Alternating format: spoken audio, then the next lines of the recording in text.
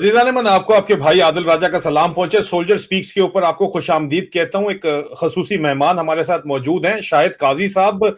शाहिद काजी साहब से मेरा बात करने का इश्तियाक इस तरह हुआ कि मुझे खास तौर के ऊपर कहा गया कि शाहिद काजी साहब से बच के रहना है।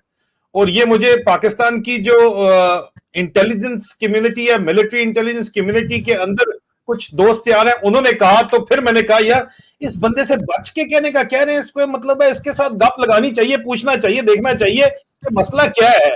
शाहिद काजी साहब के बाद से क्यों कह रहे हैं कि बच के रहना है। तो शाहिद काजी साहब, welcome to the show sir. ये बताइएगा कि सर क्यों, पहले पहले अपना तारुफ तो करा दीजिए जरा मेरी ऑडियंस को, क्योंकि आप बड़ी एग्रेसिव किस्म की पोस्ट करते हैं, तो इसलिए उन्होंने कहा होगा कि बच के रहना है, लेकिन काइंडली अपना तारुफ तो कराइएगा। जी जी, मेरा नाम शाहिद काजी है, ताल्लुक मेरा कोयटा से है और सियासत में journalism American TV NBC news के साथ मैं रहा हूँ 10 साल। ITV न्यूज़ यूके की मैं इनके साथ रहा हूँ 2 साल। फिर उसके बाद जलावतनी और फिर दीगर किस्से। तो मैं असल में इसलिए एग्रेसिव लगता हूँ, मैं असल में इसलिए एग्रेसिव साउंड करता हूँ कि मैं डायरेक्ट बोलता हूँ, काट पीट नहीं कर सकता हूँ ना, तो इस वजह से शायद एग्रेसिव लगता हूँ मैं। तो जलावतनी की क्या वजह बनी? मेरी वजह तो आपको पता ही है, और मेरे बारे में आज ये वीलॉग नहीं है। और आप जो बात कर रहे हैं, सेम वजह है, हमारे दोनों की सेम वजह है। मेरी स्टोरी जरा थोड़ी सी लंबी है, तो आप अगर कभी दोबारा मौका मिले उस पर खसूसी प्रोग्राम कर लेंगे कि नहीं तो मुख्तसर करके बताएं तो सही। अवाम को एक इंट्रोडक्शन जरूर मिलना चाहिए, हमारे ऑडियंस को, क्योंकि आगे मैंने बड़े टफ क्वेश्चन करने हैं आपसे, तो बैकग्राउंड तो क्लियर होना चाहिए। तो फिर आपको भी तैयार रहना चाहिए, आवाम को भी तैयार रहना चाहिए। हाजिर है, हाजिर। प्रॉब्लम यही है कि जो NBC न्यूज़ के दौरान ऐसा कुछ सीन बना कि मेरी जो ब्यूरो चीफ है वो अमेरिकन खातून थी। उन्होंने मेरे से रिक्वेस्ट की कि यार ये सब लोग अपनी अपनी स्टोरियां जब करते हैं, कहानियां लिखते हैं, न्यूज़ आर्टिकल लिखते हैं, तो उसमें मिलिट्री सोर्स का भी जिक्र करते हैं, तो तुम मेरे लिए कोई मिलिट्री सोर्स क्यों नहीं ढूंढ के देते हो? तो मैंने बोला ठीक है, मैं मिलिट्री सोर्स ढूंढ देता हूँ। तो मेरा जो बहनोई है वो जरा कमीना सा बहनोई है मेरा, क्योंकि वो गुलखान है मर्दान का। तो उसका एक दोस्त था, मिलिट्री इंटेलिजेंस में भी था और ISI में फिर वो गया, वो उसका ताल्लुक भी मर्दान से था। वो दोनों ग्राही थे, मतलब ना, तो कलीवाल थे हमारे पश्तो में, मगर आप ग्राही थे। तो उससे मैंने कहा कि यार इस तरीके से मेरी ब्यूरो चीफ कोई कनेक्शन मांग रही है, तो नाम लेना जायज है क्या? मैं नाम ले सकता हूँ? बिल्कुल नहीं, नाम अगर आप लेना चाहते हैं तो क्यों नहीं। तो उसने कहा कि यार ये मर्दान से मेजर कमाल खान है, जो उस वक्त मिलिट्री इंटेलिजेंस सर्वे में था, 311 ऐसा कुछ सर्वे था, और फिर बाद में वो ISI में गया। तो कहा कि यार कमाल से बात करते हैं। खैर कमाल हमारे शोरूम आता जाता था इससे मिलने के लिए। तो फिर कमाल से मैंने बात की, मैंने बोला यार हमारी ब्यूरो चीफ, उसको एक ISI का कोई मिलिट्री इंटेलिजेंस का सोर्स चाहिए। वो कहती था कि मैं भी जब कभी लिखूं reliable source from within the military intelligence और ISI on at the anonymity condition of फलाना फलाना, वो जो जुमले लोग लिखते हैं ना, तो मैंने इनको इंट्रोड्यूस कराया। मैंने बोला भाई ये सोर्स है। तो फिर उसने कमाल का कोड नाम रखा आमिर के नाम से। तो मैंने तो सोचा कि ये इसको यूज करेंगे खाली अपने सोर्स के लिए। वो गेम उल्टी चल पड़ी, गेम ऐसी उल्टी चल पड़ी कि ये अपने सोर्स मांगने के लिए उसको कहती थी, वो सारी वो कहानी फिट करता था जो पाकिस्तान आर्मी का नैरेटिव है ना, जो भी हो रहा है अमेरिका से बुला के, अमेरिकन को बुला के उनको चंगा खिला के, बकरे को पहले खिला पिला के, पानी पिला के ताजा करते हैं, उसके बाद जो उसको लाल करते हैं। तो अब मैं बीच में सैंडविच बन गया। मैं बीच में ऐसे सैंडविच बना कि ये दोनों जो बात करते थे, मैं बीच में कि भाई नहीं भाई ये सच नहीं है। अब मैं वो भी ना बोल सकूं, मैं कुछ कर भी ना सकूं, तो हालात मेरे लिए बिगड़ते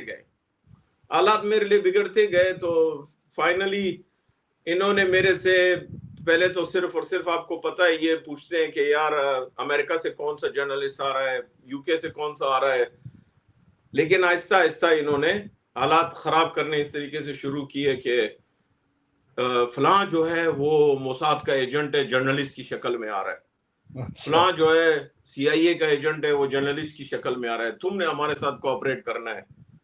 तो कोऑपरेट का मतलब ये है कि ज्यादा से ज्यादा मैं इनको ये बोलो भाई ये कल जा रहे हैं कराची प्रेस क्लब जा रहे हैं या कल इस्लामाबाद में ये फलाना स्टोरी कर रहे हैं, लेकिन नहीं, वो हद से बात बढ़ती गई। वो आपने स्टोरी तो सुनी होगी डेनियल पर्ल वाली, जी कि किस जी तरीके से उसको बेला फुसला करके ले गए। तो जी। इस किस्म की डिमांड शुरू हो गई ना कि आप ये फलाने को बड़ा मशहूर और मारूफ एक कॉरेस्पॉन्डेंट है NBC न्यूज का, रिचर्ड एंगल नाम है उसका। तो इन्होंने मुझे कन्विंस करने की कोशिश की कि ये असल में यहूदी है। रिचर्ड एंगल फुल अरबी भी बोलता था क्योंकि लबनान में शायद उसने शादी की थी और उसका घर लबनान में था। तो इन्होंने मुझे कन्विंस करने की कोशिश की। फिर मेरी ब्यूरो चीफ भी कहती थी हाँ हाँ ये यहूदी है, ये यहूदी है। तो बहरहाल इन्होंने ऐसा कि भाई इसको तुम किसी तरीके से पेशावर लेकर आओ। अच्छा। मैंने बोला यार उसके पासपोर्ट पे लिखा है only valid for Karachi, Lahore, Islamabad, में कैसे लेकर आऊं? बोलो वो हमारा काम है। ये डैनियल पर्ल के असैसिनेशन के बाद का वाकया से नहीं, पहले उन्हीं दिनों में। सॉरी आपकी बात सही है, डेनियल पर्ल के मरने के बाद ये वाकया, क्योंकि फिर मैं चुकन्ना हो गया ना, आप यादयानी का शुक्रिया, तो मैं चुकन्ना हो गया ना थोड़ा कि यार ये कोई स्टोरी। वो कह रहे थे कि आप लोग जब पेशावर कारखानों की तरफ जाओगे वहां हम आपको चेक पोस्ट पर रोक लेंगे, ठीक है, हम आप सबको गिरफ्तार कर लेंगे और फिर ले जाएंगे आपको, तो हम मतलब रेस्ट हाउस ले जाएंगे और इसको हम डिपोर्ट करवा देंगे। लेकिन हकीकत बात यह कि डिपोर्ट करना इनका मकसद नहीं था। मैंने जब वो डेनियल पर्ल वाले वाकये पे, आसिफ कुरैशी हमारे साथ काम करता था, आसिफ कुरैशी BBC में था, कराची का जर्नलिस्ट है। तो आसिफ कुरैशी डेनियल पर्ल के साथ फिक्सर था। तो मुझे अब आसिफ कुरैशी हमारे साथ था NBC में, ये वजाहत भी बाद में आया था। तो फिर मैंने 2 and 2 टुगेदर किया। मैंने कहा यार शायद पंगा नहीं ले, ये तेरे को किसी मुसीबत में डालेंगे ना। तो ऐसी छोटे छोटे वाकयात, ऐसे एक था जेम्स मतलब वो तो आपने सुना होगा क्योंकि फौजियों से आपकी दोस्ती है कि इंटेलिजेंस वाले अपने सगे भाई के भी सगे नहीं होते, तो उनके ऊपर एतबार नहीं करना चाहिए, एतबार नहीं करना चाहिए। और मेरे अंदर अल्लाह ताला ने कोई ऐसी हिस्स डाली हुई है, ऐसे मेरे को मतलब छठी हिस्स जिसे कहते हैं ना, बंदे को पता लग जाता है कि यार देयर इज समथिंग फिशी ना, दाल में कुछ काला है।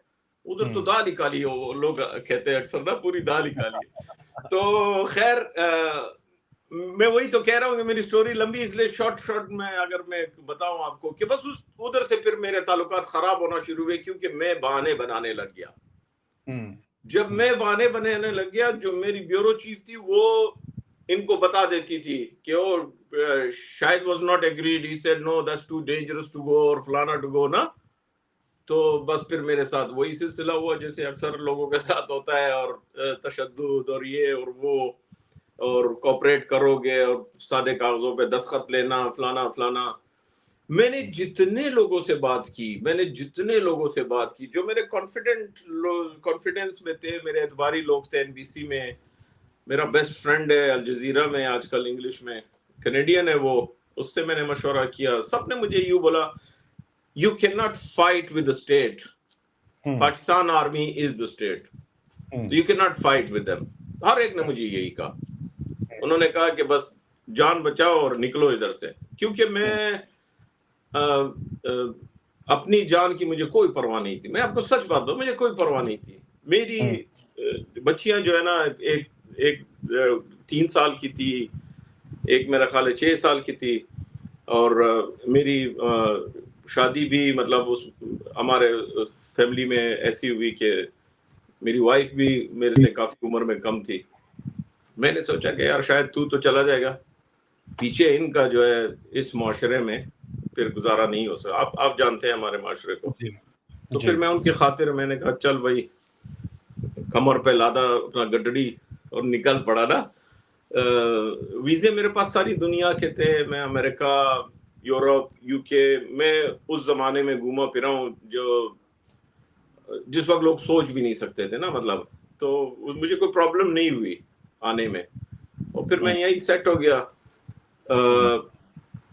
आप सॉरी, मैंने कोशिश बहुत की, जैसे कि हमारे बलूचिस्तान के बहुत सारे लीडरान ने कोशिश की कि वो चल सके, वो सिस्टम चेंज कर सके, लेकिन ये शायद मैं इस पे आता हूं। अब फिर आप यूके आके सेटल हो गए, और भी बहुत से भाई हैं, उनसे बातचीत होती है, यहाँ भी डर के रहते हैं।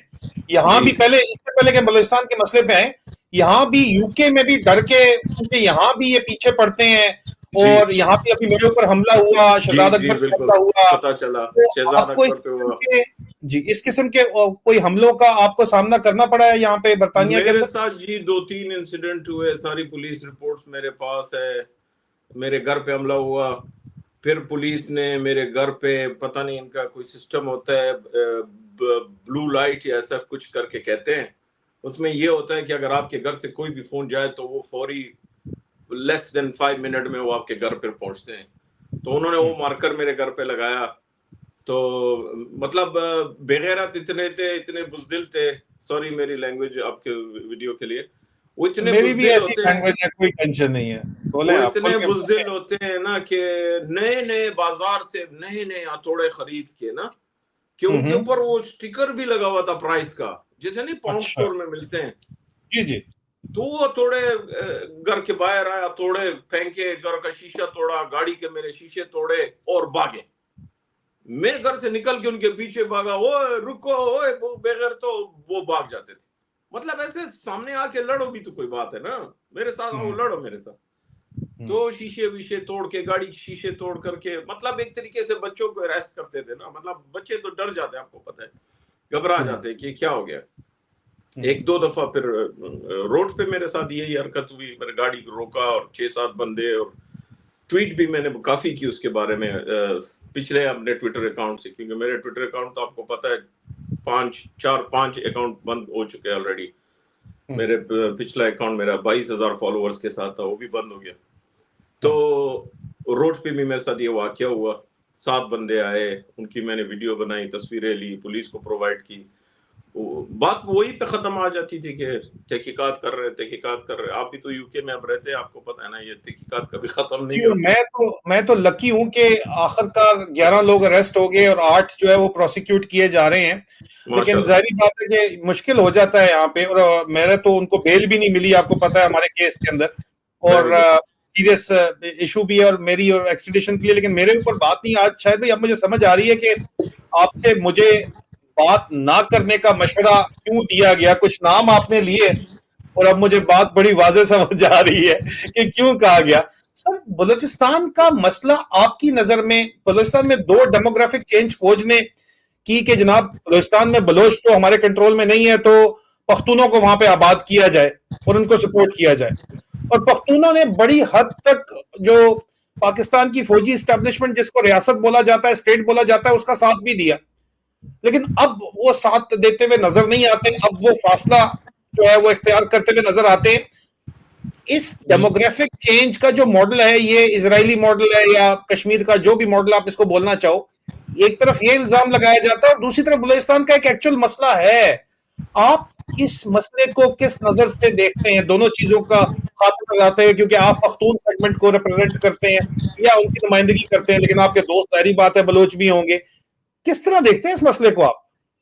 देखिए, जो ऑन ग्राउंड सिचुएशन है ना, वो बिल्कुल मुख्तलिफ है। आप मीडिया में चले जाएं, आपको पता है ये जैसे बुराक चैनल है या पीटीवी टाइप के चैनल जो होते हैं, ये उन एलिमेंट्स को हाईलाइट करते हैं कि जो प्रो पाकिस्तानी है, जो प्रो आर्मी है। आपको मिसाल के तौर में एग्जांपल दूं, मुझे कभी आमिद मीर अपने प्रोग्राम में नहीं बुलाएगा, कभी नहीं बुलाएगा, ठीक है ना, क्योंकि मैं वो बातें करूंगा जो फौज की पॉलिसी के खिलाफ होंगी।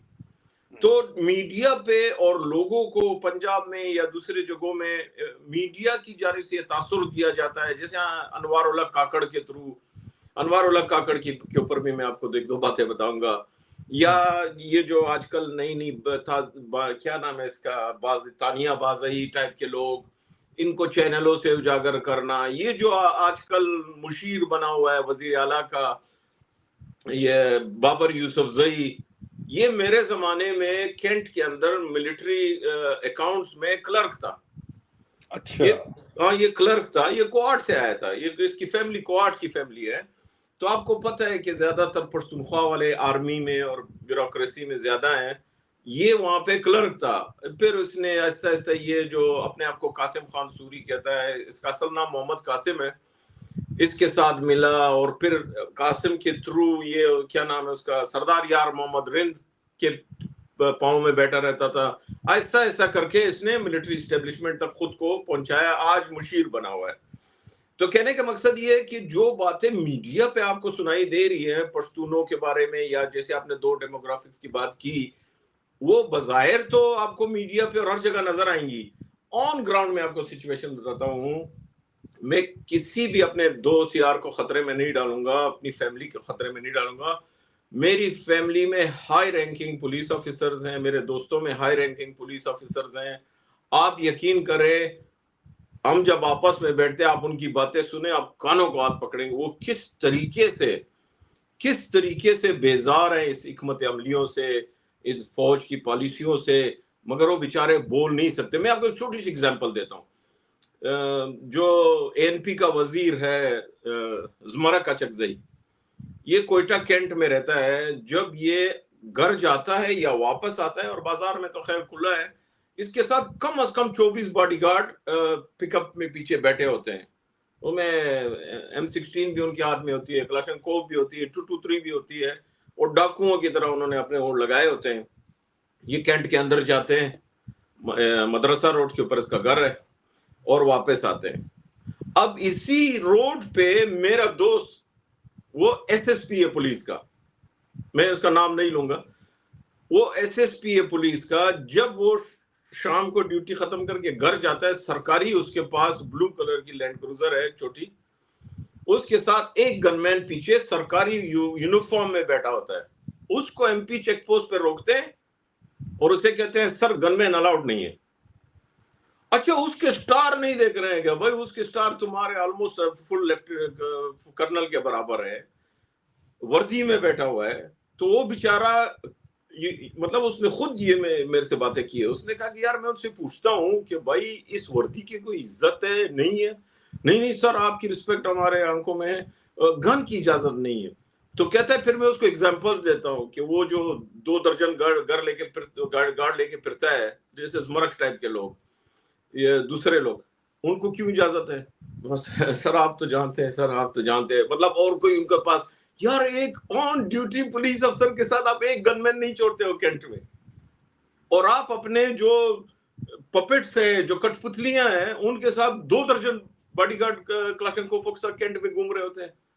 तो on ground situation total different है। आप किसी भी आम, जितने मेरे दोस्त हैं, वो चाहे PTI में थे या दूसरी पार्टियों में थे, ये सब डर के मारे चुप है।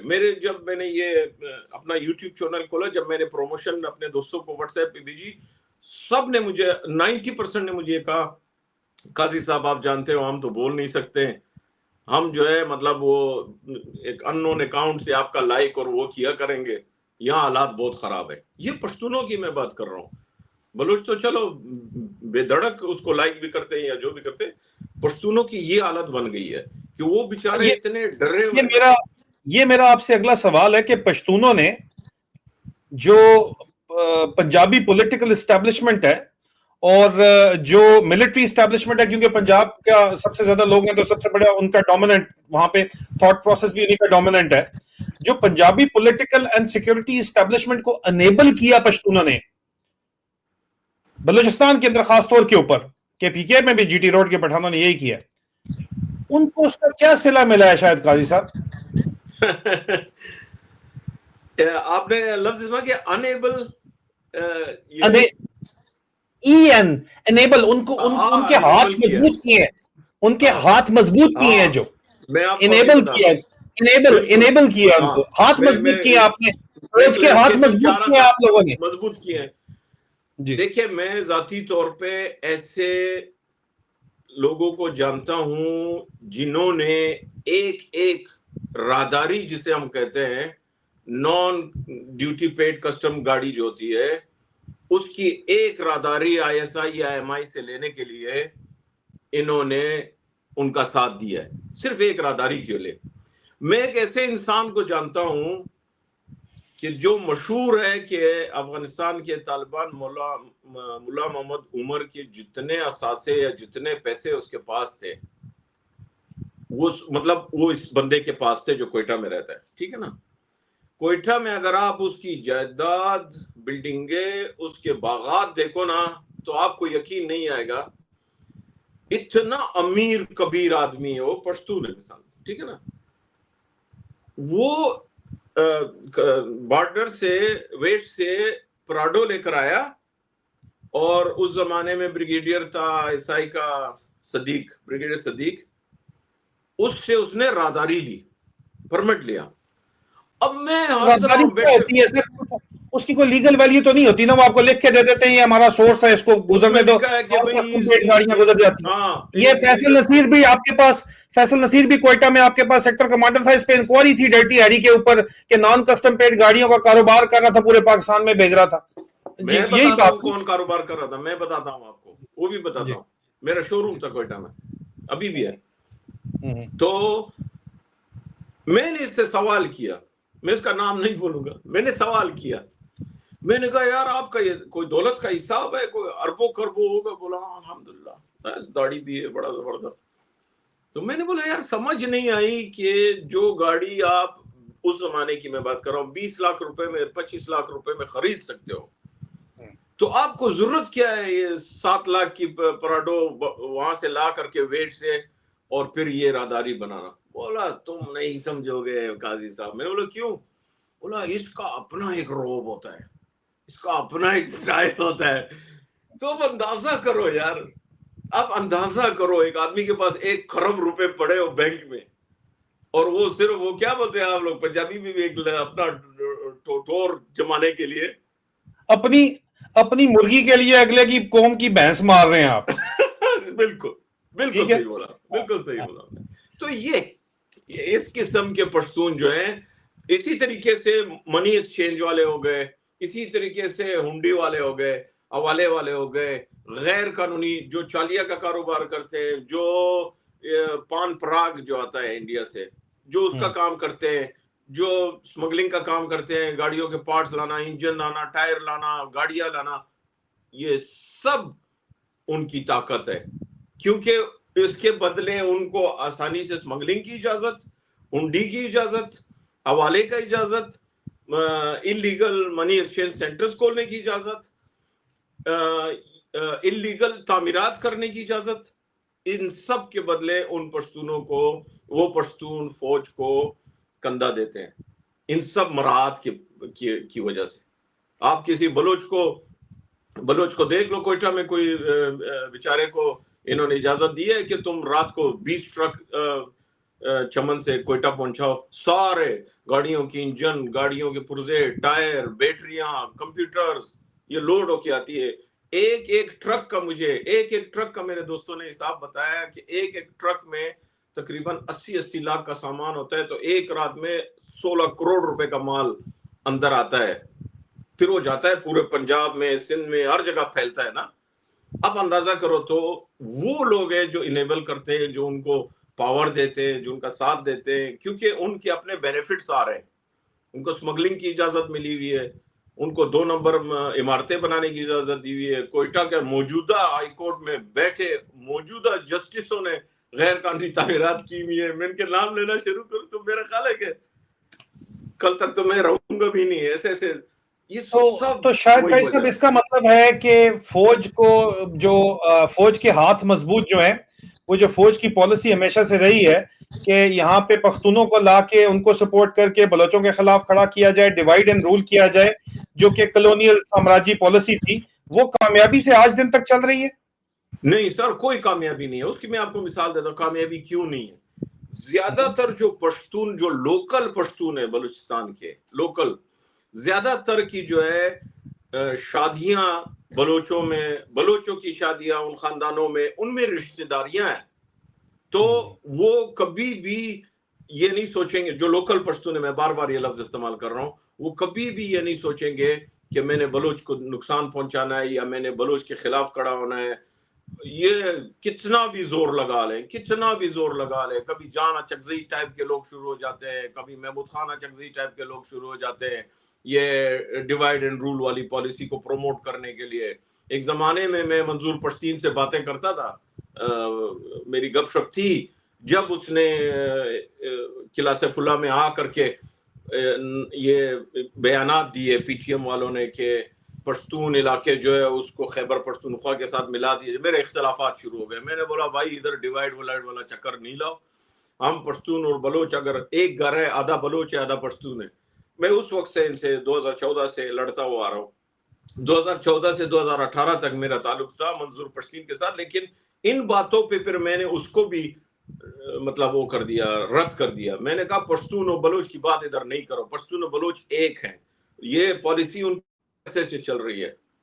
शायद काजी साहब, बलूचिस्तान के जो मिनरल रिसोर्सेज हैं वो तो खरबों के अंदर हैं, ट्रिलियंस ऑफ डॉलर के अंदर हैं, और असल में तो ये जो चिल्लड़ बेचे जा रहे हैं, पख्तूनों को दिए जा रहे हैं, वहां पे लोकल पश्तून को दे के उनको अपने साथ में लाके साथ चलाया जा रहा है।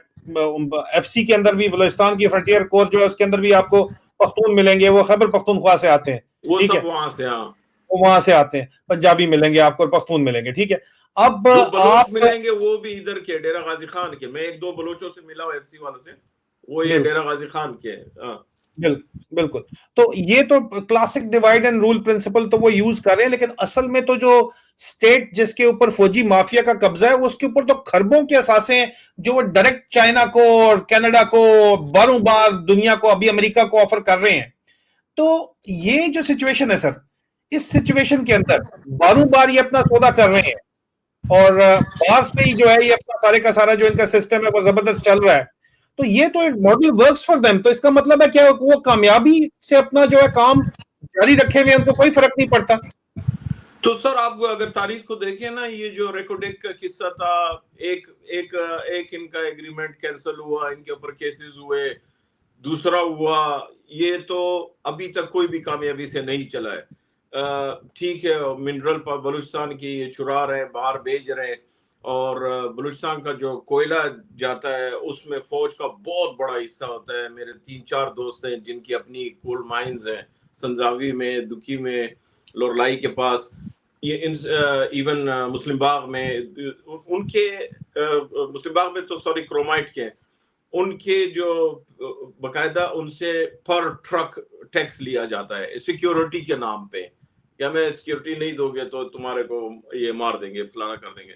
तो आपकी बात सही है कि बलूचिस्तान का सोना, तांबा, रेकोडेक वगैरह जैसे प्रोजेक्ट्स जो हैं वो ये लोग बेच रहे हैं। जो परसेंटेज पाकिस्तान के नाम पे मिलती है ना, वो ये मिलिट्री एस्टेब्लिशमेंट की जेब में जाती है, क्योंकि हमें बलूचिस्तान में तो वो कहीं भी नजर नहीं आ रही ना। आप बलूचिस्तान में 100 मील गाड़ी चलाओ, आपको कोई स्कूल नहीं नजर आएगा। मेरे पंजाब से दोस्त आते थे, तो मैं जब गाड़ी का टैंकी फुल करता था, वो बोला क्यों रास्ते में नहीं है? मेरे बोला नहीं, रास्ते में सिर्फ हमको ईरानी डीजल मिलेगा ना, और या ईरानी पेट्रोल मिलेगा। फिर हम 100 मील जाते थे, वो हैरान होते थे, बोला इतनी बड़ी जमीन है खाली पड़ी है। मैंने बोला आप लोग का शुक्रिया है भाई, आपका सियालकोट में गया था उसी दोस्त के साथ, तो 12 मील तक मैं गिनता रहा सिर्फ फैक्ट्रियां। मैंने बोला ये देखो हमारे पास एक फैक्ट्री भी नहीं है। तो बात ये कि जो बलूचिस्तान के मादनियात वसाइल के जो पैसा आ रहा है, उसका तो 1% भी बलूचिस्तान पे नहीं खर्च हो रहा है। सारा पैसा तो मिलिट्री एस्टेब्लिशमेंट की जेब में जा रहा है, या जो इनके कठपुतलियां हुकूमत में आते हैं, अरबों खरबों के फ्रॉड, क्या बोलते हैं, गबन करते हैं। आपने वो तो देखा होगा इंटरव्यू उसका, जुल्फकार मक्सी का जो गवर्नर था, कुल्लम कुल्ला उसने कहा। उसके बारे में लतीफा मशहूर है कोयटा में कि ये नैब का जो दफ्तर था ना, ये कोयटा कैंट के अंदर था। तो जब बोला, जब इसके ऊपर नैब के केस बनाए, कोई मेरा ख्याल है कोई 5 अरब के केस बनाए, कुछ ऐसा फिगर में नहीं लेना मुझे इस पे, इसको दफ्तर बुलाया, आया, बड़े मजे से सिगार बैठ के पी रहा था। तो उन्होंने बोला कि भाई ये केस है। बोला अच्छा फिर क्या करना है? उन्होंने बोला आप इतने पैसे सरेंडर, यानी कि जितना गमन का इसका केस था करप्शन का, उसका गालबन 10% बताया कोई मेजर साहब ने उसको, कि 10%। उसने जेब से चेकबुक निकाली, साइन किया, बोला ये ले। रवाना हो गया। मतलब आप मैंने उसी टाइम दोस्तों को कहा, मैंने कहा यार ये 5 अरब मुझे दे दे, मैं भी इनको 5 करोड़ दे दूंगा, कोई मसला नहीं है ना। तो ये हालत है, ये हालत है। ये तो फौज के अंदर भी सोच है कि बलूचिस्तान जाओ, एफसी के अंदर पोस्टिंग कराओ, तेल स्मगलिंग के करो, या हेरोइन के ऊपर जाओ और पैसा कमाओ, 1 अरब रुपया कमाओ, जीएचक्यू तो लाजमी तुम्हें पकड़ लेगा, फौजियों को पकड़ लेगा। उधर मानो कि सर मैंने 1.5 करोड़ रुपया आपको दे सकता हूँ, 1.5-2 करोड़ रुपया जमा कराओ, फौज से भी तुम्हें निकाल देंगे, लेकिन तुम्हारे पास अरब रुपया पड़ा होगा, तुम डीएचए में घर खरीदो, प्रॉपर्टी डीलिंग का काम शुरू करो। ये तो मैंने फौज के मेजरों को कहते सुना और करते देखा है, और मैं जाती तौर के ऊपर उनको जानता हूं। लेकिन सर मुझे एक बात बताएं कि तेल की स्मगलिंग के अंदर बलूचिस्तान की जो है वो, और जो हेरोइन की इस वक्त स्मगलिंग, पूरी दुनिया का कैपिटल, ग्लोबल कैपिटल है हेरोइन का इस वक्त, वो पाकिस्तान है। और बलूचिस्तान के अंदर इस वक्त मेरे पास एग्जैक्ट इलाके भी हैं, मेरे पास उनकी लेटेस्ट सैटेलाइट इमेजरी भी है, उस पर मैं डिटेल इन्वेस्टिगेटिव रिपोर्ट करने वाला हूं। लेकिन आप बताएं, आप लोकल हैं, उसमें फौज का क्या किरदार है सर? सिर्फ फौज का ही नहीं, आप सुन के हैरान हो जाओगे, आप बोलोगे यार ये अब ये शाहिद काजी बहुत लंबी लंबी छोड़ने लग गया है ना। नहीं नहीं सर, आप बोले, खुल के बोले। यार उसमें अमेरिकन सीआईए तक इन्वॉल्व है, इनके अमेरिकन जो आते हैं ना, वो तक इसमें इन्वॉल्व है, इस ट्रेड में। आप फौज की बात कर रहे हैं, मैंने आईएसआई के दफ्तर में अमेरिकन अच्छा खासा शलवार कमीज और दाढ़ी, अपने आप को पश्तून बना के, पठान बना करके इनके साथ देखा है, इनको जाते हुए देखा है। जो इलाके आप बता रहे मुझे ना, उन इलाकों में जाते हुए देखा है इनके साथ। तो ये बहुत लंबा हाथ है इनके साथ, ये सिर्फ अकेले नहीं है इस ट्रेड में। ये तो प्रॉक्सी वॉर्स के फंडिंग के लिए इस्तेमाल होते हैं ये ड्रग के पैसे। ये तो बात तो बहुत लंबे तक है, ऐसे ही तो नहीं खामखा अमेरिका इनके सर के ऊपर हाथ रख के बैठा हुआ है।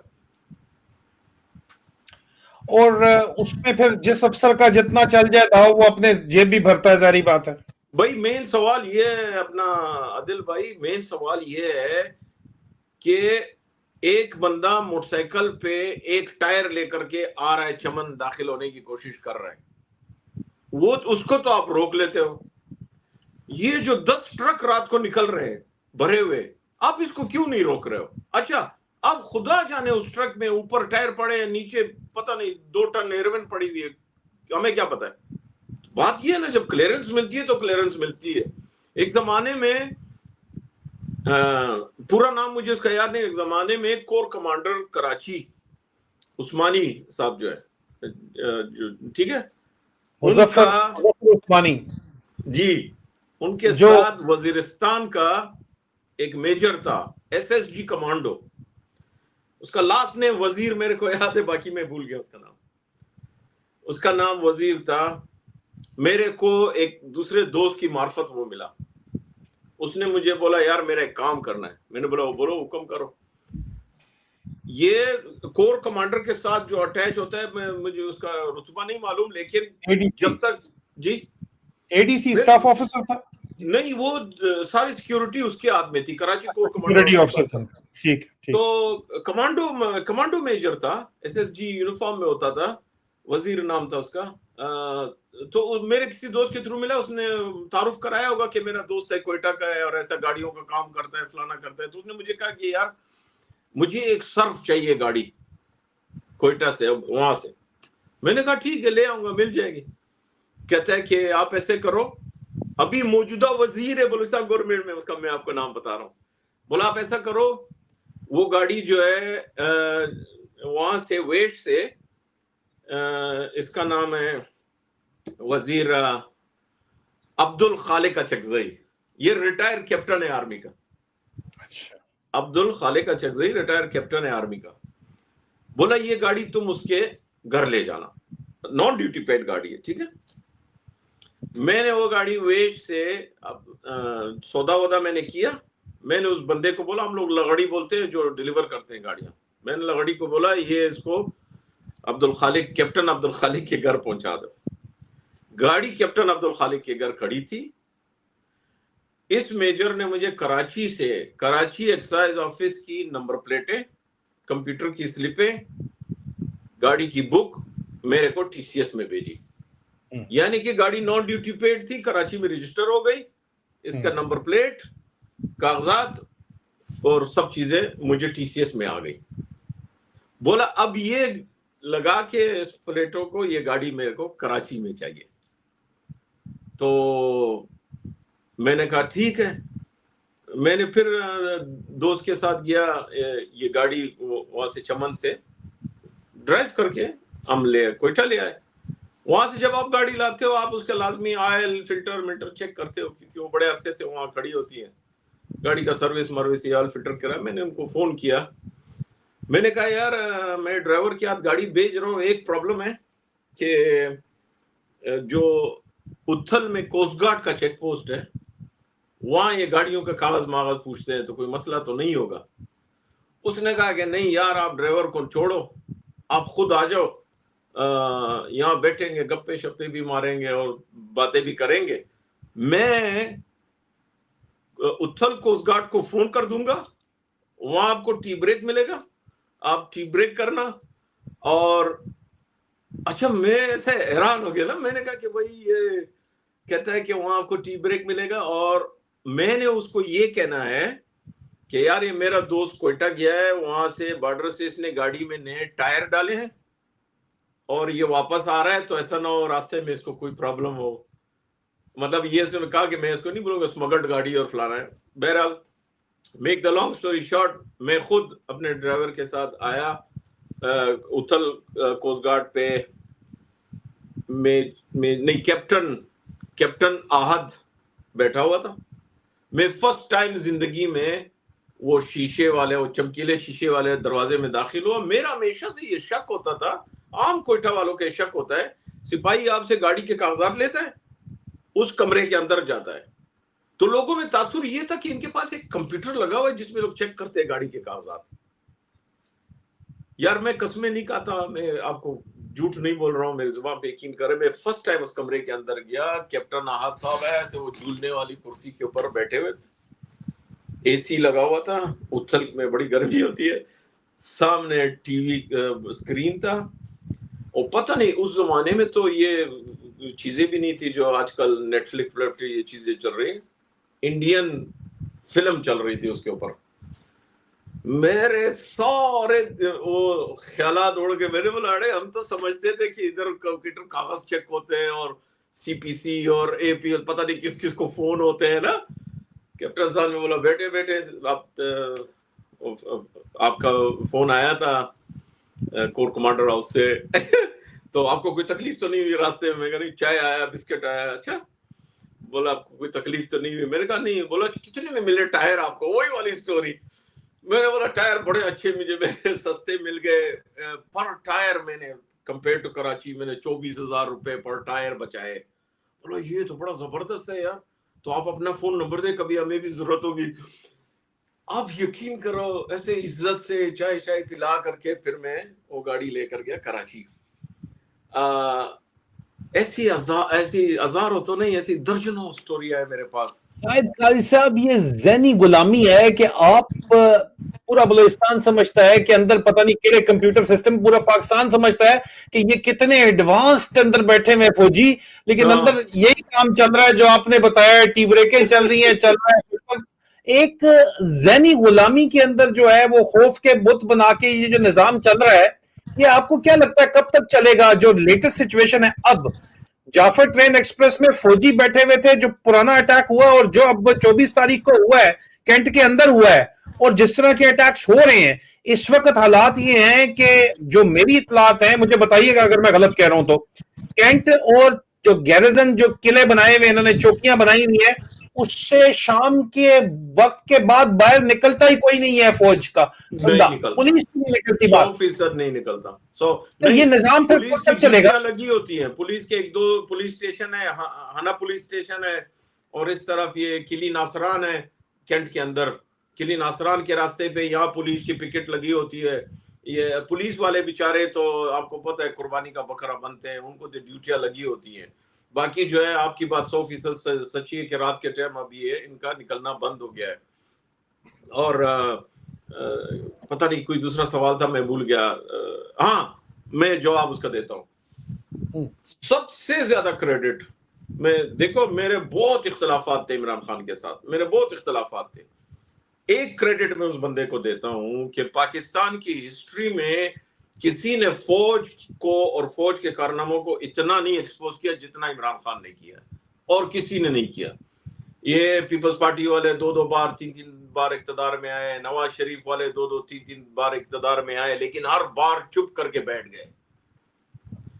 एक वाहिद ये ऐसा बंदा है, इसने बोला कि अच्छा मेरे को चुप करा रहे हो, तो उसने इनकी वो कर दी, वो जुमला मैं नहीं बोलूंगा ना, सारे दुनिया में एक्सपोज हो गए। अब जो सोशल मीडिया या जो भी इनको एक्सपोज करते हैं ना, ऐसा कभी मैंने नहीं देखा। मैंने पंजाब में जिंदगी में फौज को गाली पड़ते नहीं देखा, लेकिन मैंने 2007 में देखा। 2007 में मैं इमरान खान के साथ वुकला मूवमेंट में था, और जो फौजी खड़े होते थे कई लोग गालियां देते थे, मैं ऐसा हैरान होता, मैं इस्लामाबाद में फौज को गाली दे रहे हैं लोग।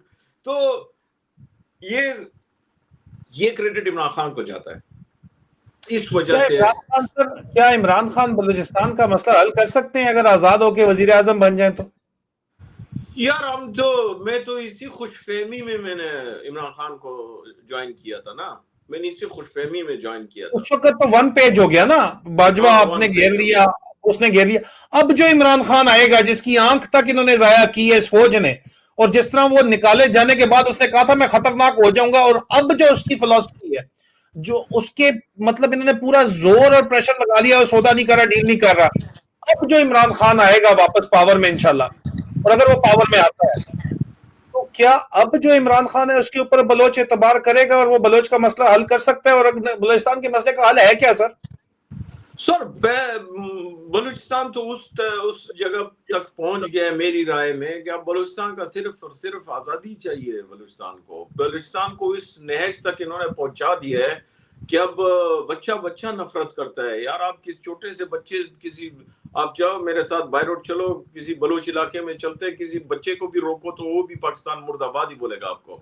कोई पाकिस्तान का वो नहीं है, ये सिर्फ ये टीवी पे बैठ के या कठपुतली मिनिस्टर्स है, सरफराज बुख्शी टाइप के ये लोग करते हैं। बाकी ऑन ग्राउंड सिचुएशन डिफरेंट है।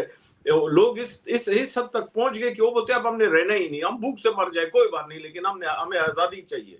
वहां पे सिचुएशन ये है। मैं आपको इमरान खान की बताता हूँ। इमरान खान को मैंने कोयटा बुलाया 2009 में। 2009 में मैंने कोयटा बुलाया और हमने उसको नाम दिया